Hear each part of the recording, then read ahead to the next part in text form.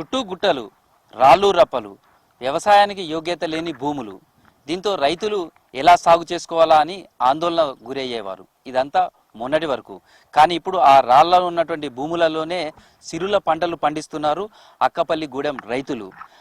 ఉపాధి హామీ పథకాన్ని వినియోగించుకొని తమ భూములను సారవంతంగా చేసుకొని ఇప్పుడు అన్ని రకాల పంటలు పండించేందుకు సిద్ధమయ్యారు. ఈ అక్కపల్లి గూడెం రైతుల ఏ విధంగా ఈ విజయం సాధించారో తెలుసుకుందాం.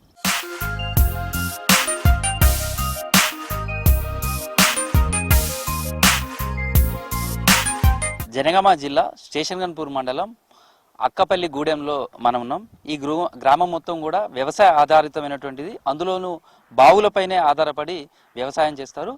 అయితే ఈ గ్రామానికి సంబంధించి చూస్తే దాదాపు 600 ఎకరాల వరకు కూడా భూములు ఉన్నాయి. అయితే ఇందులో కేవలం 500 ఎకరాలు మాత్రమే ప్రస్తుతం సాగవుతుంది. మిగతాదంతా కూడా రాళ్ళు రప్పలు గుట్టలతోటి ఉన్నటువంటిది. ఇది రైతులకు ఉన్నప్పటికీ ఈ భూములలో వ్యవసాయం చేసుకోలేని పరిస్థితి. చాలామంది రైతులు తమ కళ్ళ ముందే తమ భూములు ఉన్నా సాగు చేసుకోలేకపోతున్నాం. ఆర్థికంగా ఇది ఇబ్బందికరంగా మారింది. దీంతో ఒకవేళ ఆ భూములను సాగులోకి తీసుకురావాలంటే కూడా చాలా ఖర్చుతోటి కూడుకున్న భూమి. మనం ప్రస్తుతం చూడొచ్చు, ఇవంతా కూడా గుట్టలుగా ఉన్నాయి. తర్వాత ఎర్రటి రాళ్లతోటి మట్టితోటి ఉన్నటువంటి భూములు. తమ కళ్ళ ముందు ఉన్నటువంటి భూముల్లో తాము వ్యవసాయం చేసుకోలేకపోతున్నాం అనేది. కానీ ఇప్పుడు ఆ పరిస్థితి నుంచి గట్టెక్కారు. తమ భూములలో తిరిగి ఇప్పుడు ఈ రాళ్ళు ఉన్నటువంటి భూములలోనే ఇప్పుడు పంటలు పండించుకునే అవకాశం వచ్చింది. ఆ వైపుగా ఒక్కొక్క రైతులు కదులుతున్నారు. దీనికి ఉపాధి హామీ పథకంలో భాగంగా భూములకు సంబంధించినటువంటి ఈ సాగు చేసేందుకు అనుకూలంగా మార్చే ప్రయత్నాలు జరుగుతుంది. అందులో ఈ గ్రామానికి సంబంధించినటువంటి రైతులు అందరూ కూడా విజయం సాధించారని చెప్పచ్చు. అందులో భాగంగానే ప్రస్తుతం ఈ గ్రామానికి సంబంధించినటువంటి కార్యదర్శి అవినాష్ ఈ కార్యక్రమానికి ముందుండి నడిపించాడని చెప్పచ్చు. ఈ ప్రస్తుతం రాళ్ళు రప్పలు ఉన్నటువంటి ఈ ముళ్ళ పొదలతో ఏలుగా పడావు పడినటువంటి ఈ భూములు ఇప్పుడు పచ్చని పంటలు పండే పరిస్థితులకు వచ్చాయి. ఈ బీడు భూముల అభివృద్ధికి ఒక దోహదం పడిందని చెప్పుకోవచ్చు. ఓవైపు భూములకు సంబంధించినటువంటి సారవంతం చేసే ప్రయత్నం, సేమ్ టైంలో హార్టికల్చర్కి సంబంధించినటువంటి పంటలను కూడా వాళ్ళకు అందుబాటులో తెచ్చే ప్రయత్నం చేస్తున్నారు. ప్రస్తుతం ఇక్కడ కనిపిస్తున్నాయి కూడా ఏదైతే సాగు కోసం అనుకూలంగా చేస్తున్నటువంటి భూములు ఉన్నాయో దాని చుట్టూ కూడా హార్టికల్చర్కి సంబంధించినటువంటి కొబ్బరి చెట్లను కూడా నాటి భవిష్యత్తులో కొబ్బరి పంటను తీసుకోవడానికి కూడా అవకాశం ఇచ్చే విధంగా చేస్తున్నారు. ఇదంతా కూడా సామాజిక అంశాలుగా ఇవన్నీ కూడా మిగతా రైతులకు ఆదర్శంగా ఉంది. ప్రస్తుతం రాళ్ళు రప్పలతోటి ఉన్నటువంటి ఈ భూములలో ఎలాంటి పంటలను సాగు చేస్తున్నారు, ఈ భూములను సాగులోకి తీసుకురావడానికి వెనక జరిగినటువంటి కృషి ఏ విధంగా ఉంది తెలుసుకునే ప్రయత్నం చేద్దాం.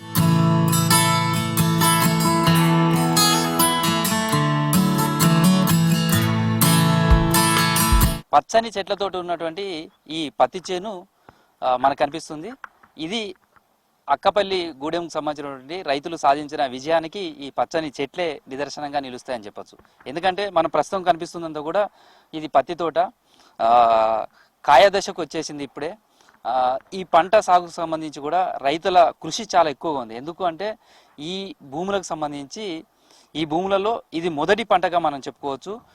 సారవంతమైన భూములలో ఏ విధంగా సాగు చేస్తారో అదే విధమైనటువంటి సాగు మనకు ఇక్కడ కనిపిస్తుంది. చూడొచ్చు, పత్తి చేలు కూడా ఎంత మొక్క సంబంధించి కావచ్చు, మామూలుగా మిగతా సారవంతమైన భూములలో ఏ విధమైనటువంటి పంట వస్తుందో అదే తరహాలో మొక్క ఎదుగుదలకు సంబంధించి కూడా ఈ రాళ్ళు రప్పలుగా ఉన్నటువంటి భూములను ఇప్పుడు సిరులో పండించే భూములుగా మార్చుకున్నారు. ప్రస్తుతం కొంతమంది రైతులు ఉన్నారు, వాళ్ళతో కూడా మాట్లాడదాం.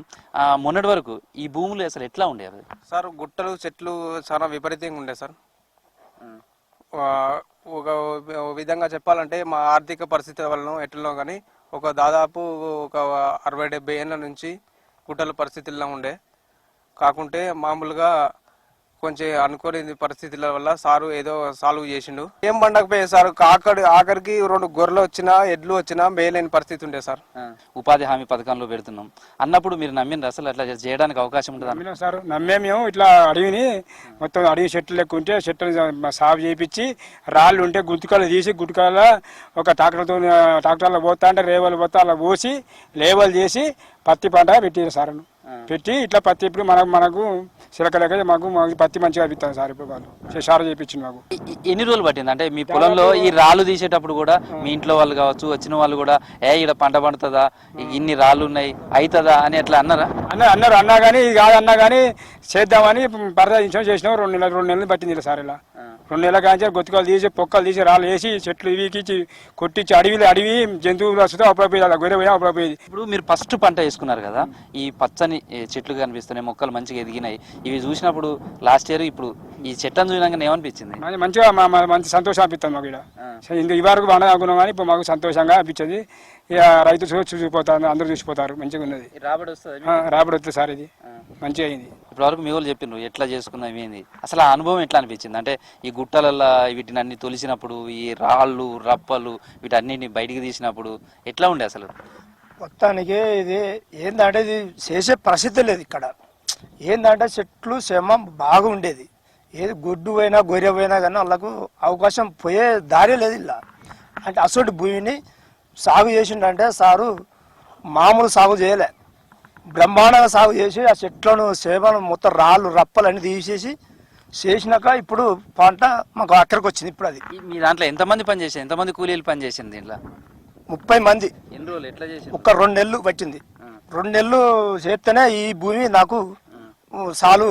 ఇప్పుడు ఒక చేను ఒక రకంగా నేను బతాను దాన్ని. ఈ రకం మీద ఇప్పుడు ఆ చేను చూస్తే నాకు సంతోషం అనిపిస్తుంది. లాస్ట్ ఇయర్ వరకు అసలు ఆదాయం వచ్చేదా? ఇప్పుడు ఈ పంట పండిస్తున్నారు, మళ్ళీ మీకు ఆదాయం ఎట్లా ఉంటుంది అనుకుంటున్నారు? ఇప్పుడు ఈ పంట మీద నాకు ఆదాయం అప్పుడు నా అయ్యవ సంపాదించిన బాపలు చూసా భూమిలో అప్పుడు సాగు చేయలే, అట్లా లేవు, మాకు డబ్బులు లేవు, ఏది ఆర్థిక పరిస్థితి ఉండే, మీకు ఈ భూమి ఉన్న పంట వచ్చే పరిస్థితి లేదు. అయితే ఇప్పుడు మాకు ఒకసారి వచ్చి దాన్ని రేవు చేసే వరకు ఇప్పుడు మాకు సంతోషం అనిపించింది. ఇప్పుడు మాకు ఈ పంటకు నాకు నమ్మకం. ఇది పత్తి చేను పెట్టుకున్నా, ఆల్రెడీ పత్తి చేను నాకు పంట పండితే నాకు అన్నం తింటున్నానే ఒక ఆదాయం ఉన్నది, నాకు నమ్మకం ఉన్నది కాబట్టి చేసిండు ఆ సార్. నాకు దేవుడు అసలు సార్ అనుకోవాలి అది. సో ఇది ప్రస్తుతం ఈ ఊరికి సంబంధించినటువంటి రైతులు సేమ్ టైంలో హార్టికల్చర్కి సంబంధించినటువంటి ఈ కొబ్బరి చెట్లను కూడా పొలం చుట్టూ కూడా నాటుకొని భవిష్యత్తులో కొబ్బరి పంట కూడా వాళ్ళు ఆదాయం మార్చుకునే విధంగా ప్రయత్నాలు జరుగుతున్నాయి. ఇదే సమయంలో అసలు ఈ ఆలోచన ఎట్లా వచ్చింది? ఈ బీడు భూముల అభివృద్ధికి సంబంధించి ఈ ఊర్లో ఎన్ని లక్షల రూపాయల పనులు జరిగాయి? ఉపాధి హామీకి సంబంధించి ఓవైపు కూలీలకు పని దొరకడం, మరోవైపు ఇప్పటి వరకు ఉన్నటువంటి బీడు భూములుగా ఉన్నటువంటి భూములన్నీ కూడా మళ్ళీ పంటలు పండే సారవంతమైనటువంటి భూములుగా మారడానికి అవకాశం వచ్చింది. ప్రస్తుతం ఆ పనులకు సంబంధించినటువంటి ఏ విధంగా జరిగిందో కూడా తెలుసుకుందాం.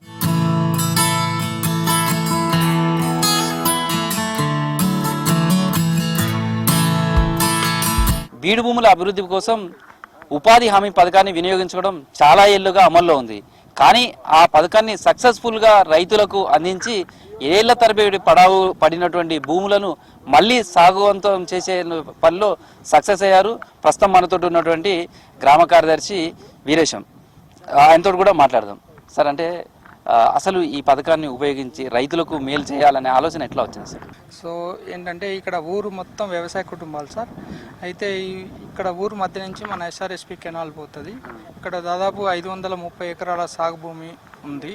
అయితే సాగు భూమి అంటే దాంట్లో 500 ఎకరాల సాగు భూమి, 12 ఎకరాలు మనం ఇప్పుడు కొత్తగా యాడ్ చేసిన భూమి ఉంది. ఇంకా చేయాల్సిన కొంత భూమి మిగిలి ఉంది.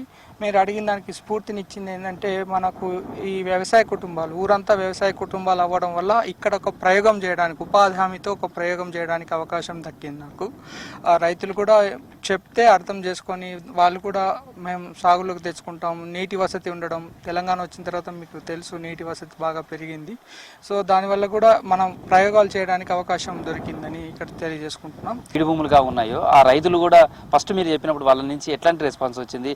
మీ దగ్గర కూలీలకు కూడా వర్క్ చేయడానికి అవకాశం వచ్చింది, వాళ్ళ వైపు నుంచి ఎట్లాంటి సజెషన్స్ వచ్చింది? రైతులకి చెప్పినాం సార్, ఇట్లా బీడు భూములను కూడా సాగు యోగ్యంగా మార్చవచ్చు అంటే, ఉన్నాయి సార్ భూములు చూపెడతాం, మీరు శాంక్షన్స్ ఇవ్వగలుగుతారంటే 5 ఎకరాల లోపు ఉండేటువంటి చిన్న సన్నకారు రైతులను గుర్తించి తర్వాత వాళ్ళ ద్వారా రైతు అంగీకార పత్రాలు తీసుకొని వాళ్ళకు ఇష్టమే మేము సాగు యోగ్యంగా మార్చుకుంటాం, మాకు నీటి వసతి ఉంది అని అనుకున్న వాళ్ళంతా కూడా చేయడం జరిగింది. దీనివల్ల ఈ పని చేయడం వల్ల ఏమవుతుందంటే ఎక్కువ మందికి ఒకే దగ్గర ఉపాధి దొరికే అవకాశం ఉంటుంది.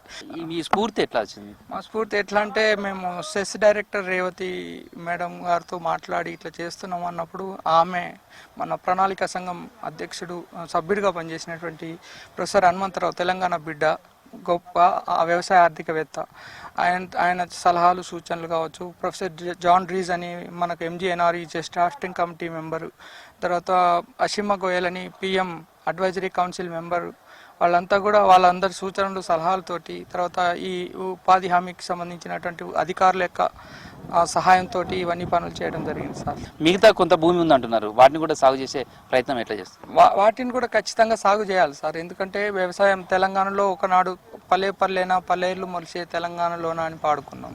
సో ఇప్పుడు మనకు నీటి వసతి పెరిగింది, తర్వాత భూగర్భ జలం కూడా పెరుగుతున్నది. 2-3 సంవత్సరాల నుంచి 5-6 సంవత్సరాల నుంచి పెరుగుతున్నది. కాబట్టి తెలంగాణలో ఉండేటువంటి భూమి అంతా కూడా సాగులోకి వస్తే అది రైతులకు చాలా ఉపయోగకరంగా ఉంటుందని మేము అనుకుంటున్నాం సార్.